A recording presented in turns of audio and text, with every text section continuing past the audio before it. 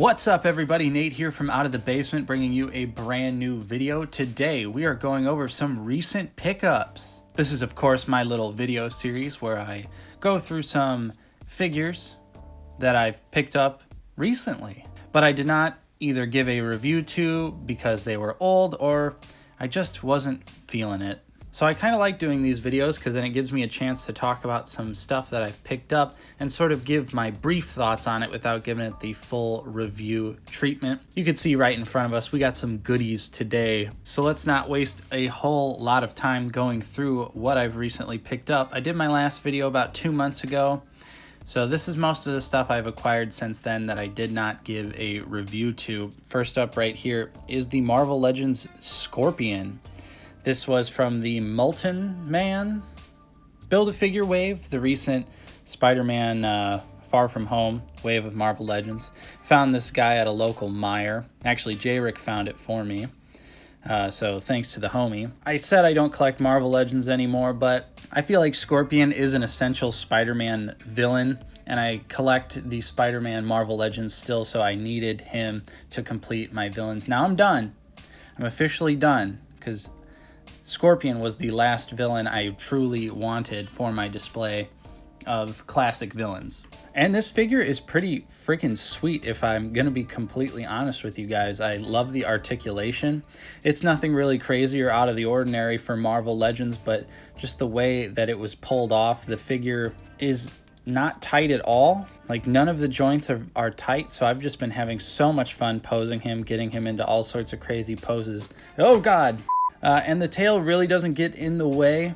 I have actually been able to pose him standing completely up without the tail acting as a crutch for him. But honestly, when he's standing like this, I like the tail to be sort of like lower to the ground anyway, especially for display purposes. You got to fit him somewhere in on the shelf. Don't know why they painted his mouth green when very obviously it's supposed to be flesh colored, but you know, what are you going to do about it? I'm sure they'll re-release it with the normal skin tone right there, and then I'll be annoyed that I bought this figure. So yeah, that is Marvel Legends Scorpion. Pretty good figure. Definitely have a lot of fun with it. All right, next up we'll go with Robb Stark here. This is the Funko Game of Thrones line of 6-inch action figures from a few years back that is not very good, but there are a select few figures that I think do actually look pretty good. I picked up a Jaime Lannister recently, and I got Robb Stark here, both from Ollie's, the discount store, so I paid $5.99 a piece for them. And I think for that price, they look pretty good. And Robb Stark can actually hold his sword, which is nice, although, yeah, the sheath doesn't really stay, so I'm going to have to super glue that in. But honestly, pretty limited articulation, but the costume details I feel like are really nice. And the likeness, honestly, is not bad at all.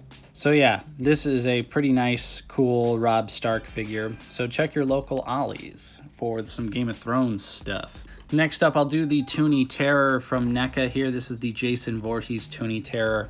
And this is their 5-point of articulation sort of stylized line of figures. They've released one wave already, and wave 2 is right on the horizon. And I don't think I'm going to pick up many of them. I definitely am going to get Michael and Leatherface from wave 2, but wave 1, all I really wanted was Jason, and he looks fantastic. Straight out of Scooby-Doo, feels really sturdy. Was honestly bigger than I was expecting it to be. Like if we take this Black Series First Order Stormtrooper, you could see that they're almost about the same height. So a lot bigger than I was honestly expecting the Toonie Terror line to be. I don't know what I guess 5 inches in my mind seems a lot smaller or something, but yeah, really nice detail on this, and I like this stylized look, so I hope NECA keeps doing them, and they are a very appropriate price, so you can't really beat it. Was worried I wasn't going to be able to find this guy for a while, and now with all the lawsuit stuff, I'm very happy that I have the Toonie Terror Jason before he becomes impossible to find. And then next, we'll talk about some Black Series stuff here. This is the brand new updated First Order Stormtrooper. I put the Amazon exclusive accessories on him, so he has the chest armor, or the chest pouches, along with this separate pouch as well. And I put the backpack on him and gave him the Snowtrooper blaster with the actual stock on it. And yeah, he looks fantastic. You can see though, just like in J-Rick's video, this has been in a box in storage and it is still yellowed like this. So you can see how white the Stormtrooper is and how yellow the old backpack is that's literally been sitting in a box. So I don't know what is going on with the older First Order figures, but I think they might be turning yellow. Anyways, like I said, updated elbows, really nice on this guy. Definitely still has very limited articulation, but it is a nice improvement, and I think he looks awesome when you put all of these other accessories on him. Definitely amplifies the figure a lot. Next up, for some more Black Series goodness, we've got the battle damaged Disney Store, now I believe GameStop exclusive battle damaged Stormtrooper set. I actually picked up a couple of these, but I'm only putting one on camera. My Disney Store was clearancing them out recently and they were $6 a piece. So for $6 a piece, I could not say no. I picked 4 of them up, gave one to J-Rick, kept the other 3 for myself, and I ended up doing a little bit of customizing on this one, as you can see here. Kind of am trying to go for a Sand Trooper look. I think it's translating pretty well. Definitely need to do a couple more coats, and you can see I did not paint the back of the figure. I'm just as bad as Hasbro, but I've just been using like a Gundam marker, so it's sticking to the figure relatively well, and trying to do some light damage marks right there. So I don't know, what do you guys think of my little custom Sand Trooper here? I personally think I need to do a little bit more work on coating it well. You can see I definitely missed a few spots, but yeah, consider this a work in progress, I guess. And then last Black Series pickup right here is K2SO. I got rid of my old K2SO for reasons I don't exactly remember. So I was in the mood, of course, because you see these droids in the Jedi Fallen Order trailer. So I was in the mood to do some posing with Cal Kestis, and I was like, oh yeah, I guess I don't have my K2SO anymore. So bought another one off Amazon, and this is the reissue. This is the one that has the dots in his eyes, whereas the original release did not, and I think I prefer that, but I guess I could just dot those real quick with some white paint. And I also feel like the figure is overall darker, more of like a black color, whereas I feel like the original release was more gray. I don't know for sure though, but this has always been a fun figure, although just like my original one, this guy has a tough time standing, so he's been falling over constantly. Then next up, we've got the NECA Henrietta. This was a fun one. Picked this up at a random store in the mall, and she had been sitting there for a while, and I was like, you know, maybe it'll go down in price. And then I saw it started to go up in price, so I went straight to the mall. Luckily, she was still there, and I picked her up. I'm trying not to show. She actually has a nipple and everything, and I don't know what could trigger YouTube demonetization, but we're going to try our best to avoid that. This is a toy, YouTube. It's not a real person. It's just a toy. Maybe an adult collectible. But yeah, she looks really awesome. Tons of great gore detail. You can see right there. Like, she is honestly gross. There's so many big, like, cuts and rips, and it's actually sculpted into the plastic. The sculpt work on Henrietta is absolutely insane, and she actually does have real hair. It's glued onto the back, and I'm very afraid to touch it at all, but it is a nice little touch, and I think it adds an extra dimension to Henrietta. And then, of course, it also comes with the alternate head, which you can pop onto the body, but it also includes this nice little stand here that I'm pretty sure this is what you're supposed to do with it. If you're not, I did not know that, but I thought this actually worked out pretty well, so I could display the head as well. And the head is actually, the neck part is bendy, so that is pretty awesome. Okay, and then we also have these skeletons from Home Depot.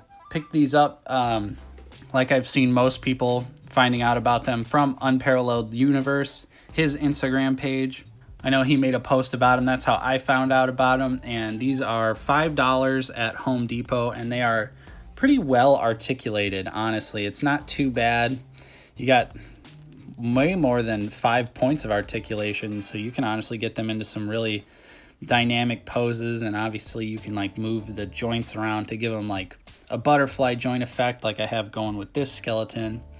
So these are honestly surprisingly posable, and they're just a lot of fun. They're big, goofy skeletons. They're a little big. They're definitely too big for Marvel Legends and Black Series and stuff like that. And they're honestly probably even oversized for something like NECA, but I think they're just fun little cool skeleton guys to have on their own. Some bony boys for the collection. So check your local Home Depot of all places. And then finally, I built my very first master grade Gundam. Some people that follow us on Instagram, which you definitely should if you don't, there's a link in the description, know that I love to build model kits. It's something I do with my cousin. It's something that we have a lot of fun doing together. And recently I pulled the trigger, moved on from high grade model kits to master grade, and I picked one of my favorite mobile suit designs, which is the Goff Custom from OOTB team. And what an absolute joy it was to build a master grade. Little nerve-wracking at times, but overall I definitely enjoyed the build experience way more than high grade. I love the complexity, although these little separate tubies here, my worst nightmare. So it was a little bit tricky for me to start out on a master grade with a Zaku design that has these little individual beads. They were such a pain to get put into the figure because you can see that they wrap all the way around and everything on the back. And boy, was that just a frustrating experience. But other than that, super fun. I love the quality, the durability. It's got a nice weight to it, nice size, very good articulation for a model kit. And I even took that same marker I did to the Sand Trooper, and you can kind of see it on the Goff, but it's a little bit more reserved.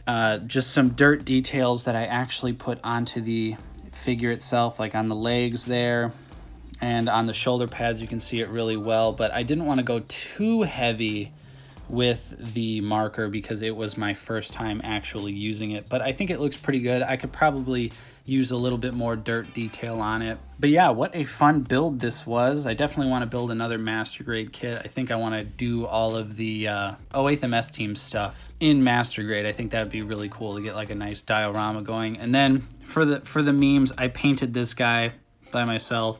It looks like crap. This was my first time actually painting literally anything ever. Doesn't look great. Definitely used like some low quality paint, but honestly, I don't think it's horrible. And even though it doesn't look very good, I was still proud of myself for even being able to paint it this accurately, because these are 100% unpainted when you actually get them with the model kit. So yeah, those were all of my recent pickups. Let me know what you guys have picked up recently as well. Let's talk some toys in the comments down below. Of course, if you enjoyed this video, don't forget to leave a like on it and subscribe if you are new. We're always talking about action figures, movies, and Blu-rays, that sort of stuff on the channel. So if that is interesting to you, you are in the right place. Share this video with your friends. I'm Nate from Out of the Basement. Thank you so much for watching, and I will see you guys next time.